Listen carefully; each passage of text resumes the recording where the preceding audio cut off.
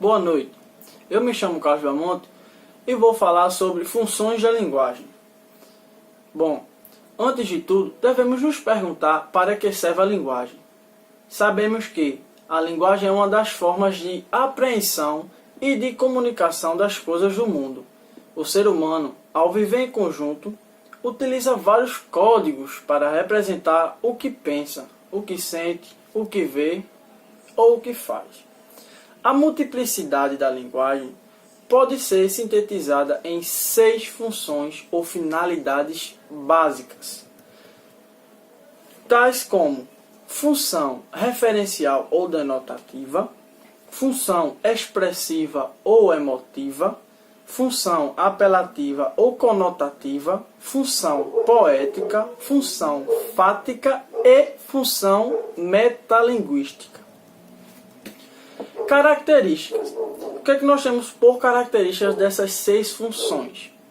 Na função referencial, transmite uma informação objetiva sobre a realidade, dá prioridade aos dados concretos, fatos e circunstâncias. É a linguagem caracterizada das notícias de jornal, do discurso científico e de qualquer exposição de conceitos.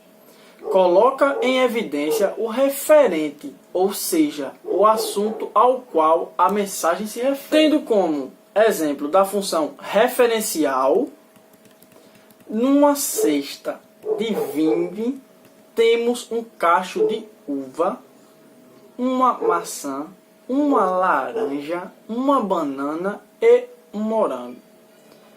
Este texto informa o que há dentro da cesta, portanto, a função referencial. Na segunda função, é a função expressiva ou emotiva. Reflete o estado de ânimo do emissor, os seus sentidos e emoções. Um dos indicadores da função emotiva no texto é a presença de interjeições e de alguns sinais de pontuação, como as reticências e o ponto de exclamação. Existindo como exemplo, que coisa boa, ou até mesmo, nós te amamos, ou também você poderia usar, tenho um pouco de medo, 3 reticências. Na terceira função, é a apelativa ou conotativa. Seu objetivo é influenciar o receptor ou destinatário com a intenção de convencê-lo de algo ou dar-lhe ordens.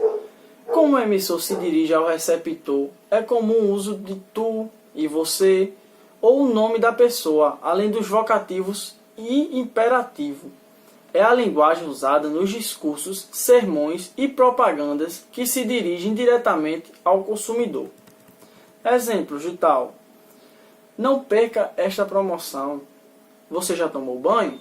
Mãe, vem cá. Nessa função linguística, ocorre muito a presença do coloquialismo, da linguagem coloquial. Na função poética, é aquela que põe em evidência a forma de mensagem, ou seja, que se preocupa mais em como dizer do que com o que dizer. O escritor, por exemplo, procura fugir das formas habituais e expressão, buscando deixar mais bonito o seu texto, surpreender, fugir da lógica ou provocar um efeito humorístico.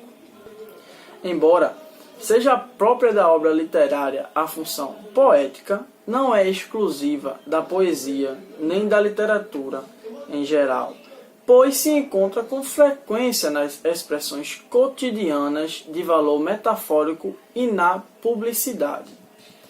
Tendo como exemplo dessa função linguística, a lua era um desparrame de prata, de Jorge Amado. Exemplo: se eu não vejo a mulher que eu mais desejo, nada que eu veja vale o que eu não vejo, de Daniel Borges.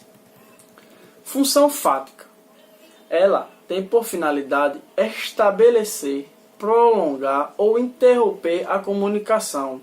É aplicada em situações em que os mais importantes não é o que se fala, nem como se fala, mas sim o contato entre o emissor e o receptor. Afática quer dizer relativa ao fato, ao que está ocorrendo. Aparece geralmente nas fórmulas de cumprimento. Como vai? Tudo certo? Ou em expressões que confirmam que alguém está ouvindo ou está sendo ouvido. Sim, claro, sem dúvida, entende?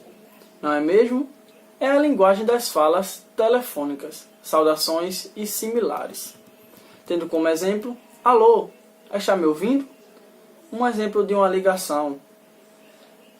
Outra função é a metalinguística.